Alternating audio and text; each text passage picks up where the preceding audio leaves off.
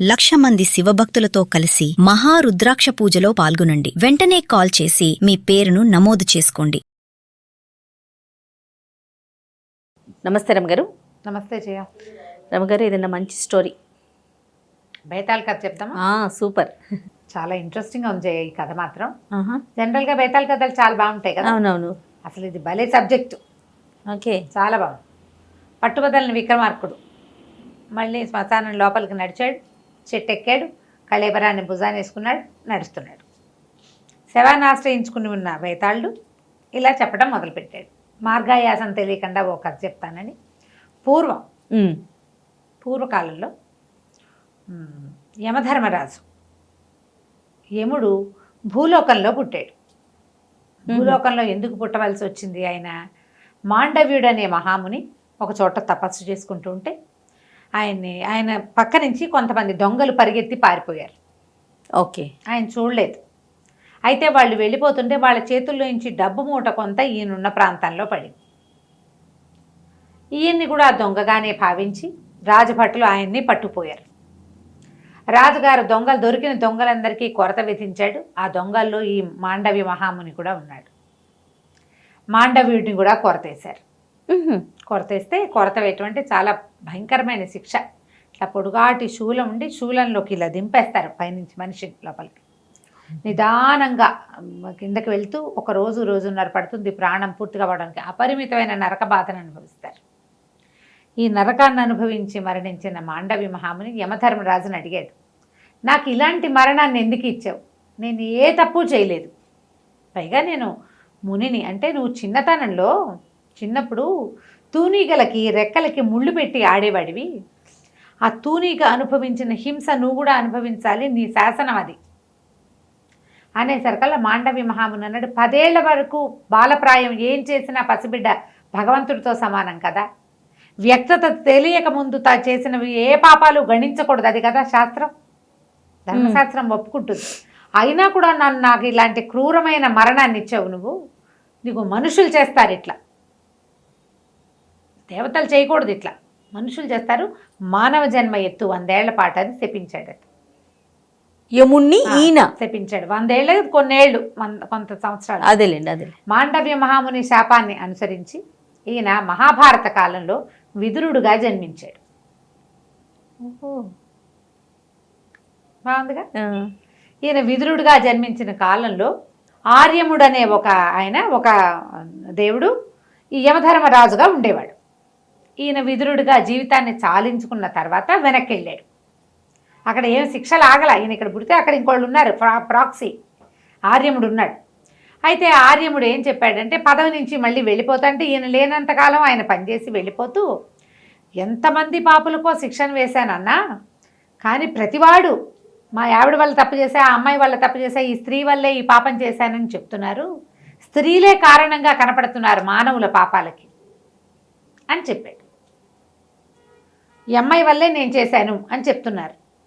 అయితే ఈయన ఆర్యముడు వెళ్ళిపోయాక యమధర్మరాజు మళ్ళీ తన సీట్లో కుదురుకున్నాక రోజు కనీసం ఒక 6-7 సార్లైనా స్త్రీల వల్ల అన్నమాట, ఇలాంటి తప్పు చేసావు, నీకు ఈ శిక్ష అనగానే ఆ పాపి గోల్మని ఏడుస్తూ, ఆ దొంగమొహం వల్లే వచ్చింది, మా ఆవిడ వల్లే వచ్చింది, ఆ అమ్మాయి వల్లే వచ్చింది, ఆ అమ్మాయి నన్ను తప్పుదో పట్టించింది, ఇలా ఏదో తిడుతూ ఆడవారిని తిడుతూ ఏడుస్తూ వెళ్ళబోసుకునేవాళ్ళు. ఈయన వినగా ఇదేమిటి స్త్రీల వల్ల అని చెప్తున్నారు ప్రతి వాళ్ళు. నిజంగా స్త్రీలు ఇలాంటి స్త్రీల వల్లే ఇది జరుగుతుందా? ఒకడు పాపానికి వాడిని ప్రేరేపించింది స్త్రీయేనా? ఆ స్త్రీయే కదా వాడి పుటక్కి కారణం. ఇది నిజమో కాదో తెలుసుకోవాలనుకున్నాడు. తన కింకర గణంలోంచి చండు అనేవాడిని ఒకడిని పిలిచాడు. వాడు మంచి బుద్ధిమంతుడు.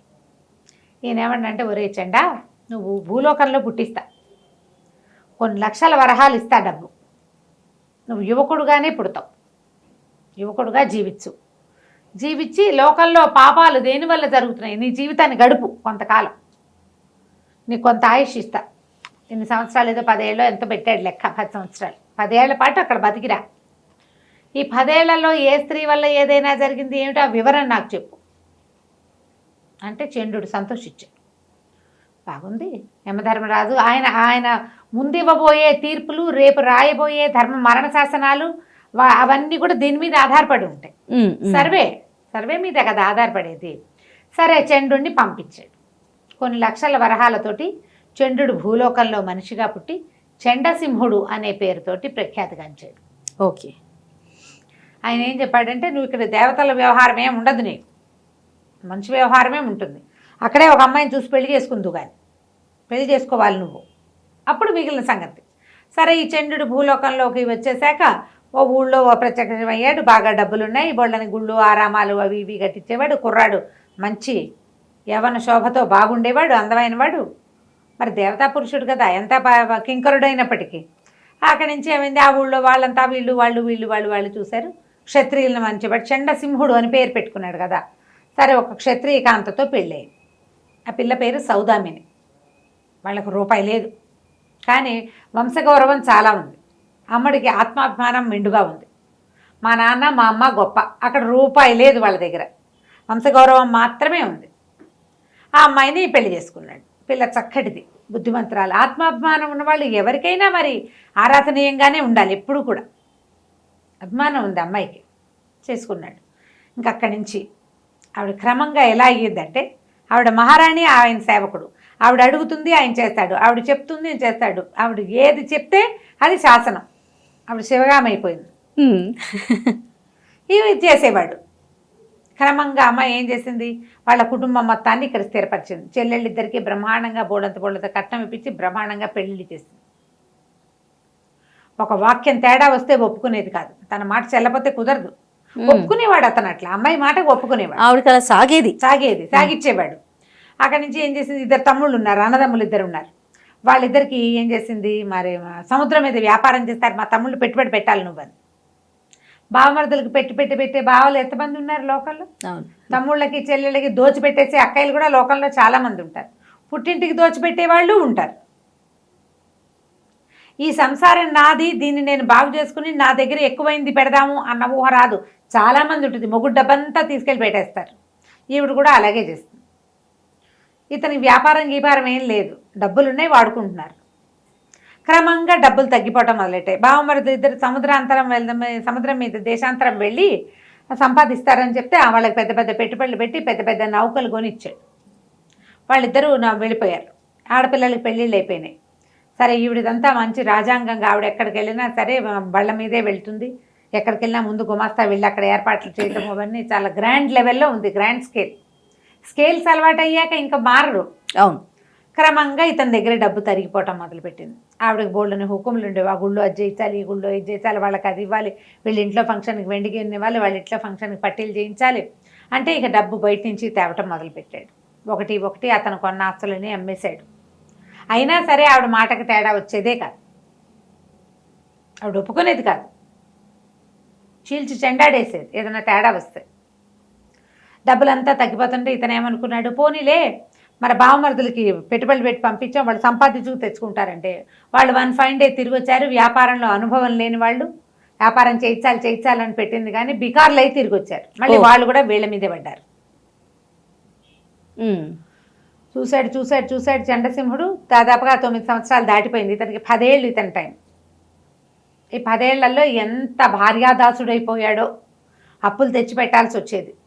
తన దగ్గర డబ్బులు లేవని ఆవిడకి తెలుసు, అయినా కూడా ఊరుకునేది. అయినా ఆవిడ ఒప్పుకునేది కాదు. తను ఏమనుకుందో అది చేయాల్సింది. ఎక్కడో చోట నుంచి తెచ్చిపెట్టేవాడు.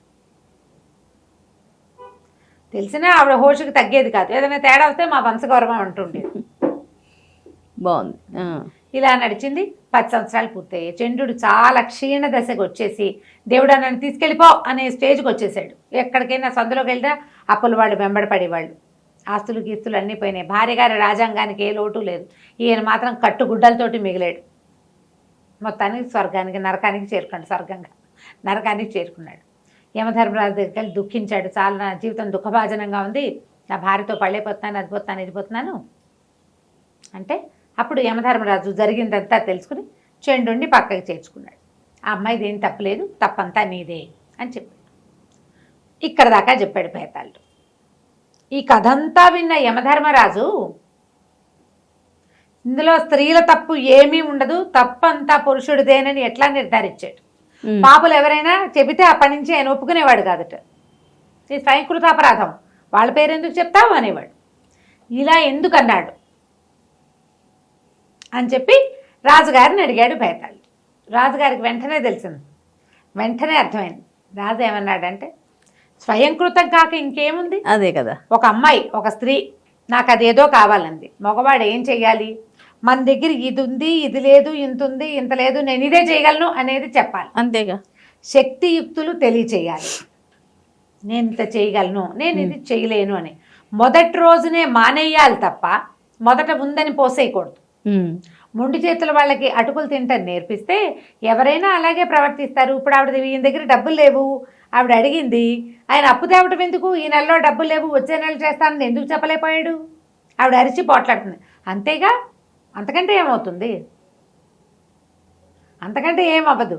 ఆమెను డిస్ప్లేస్ చేయడం ఇష్టం లేకపోవటం అనేది ఈయన దానికి వ్యామోహం, ఆయన పిచ్చి, ఇతను పిచ్చి, భార్య వ్యామోహం, వీక్నెస్ అంతే. భార్యల్ని కాదని లేకపోవటం, వాళ్ళ నసకి, వాళ్ళ గోలకి ఒప్పుకోవటం. ఒక చెంపకాయ కొట్టమని చెప్పరు ఎవరు, విక్రమార్కుడు కూడా చెప్పలే.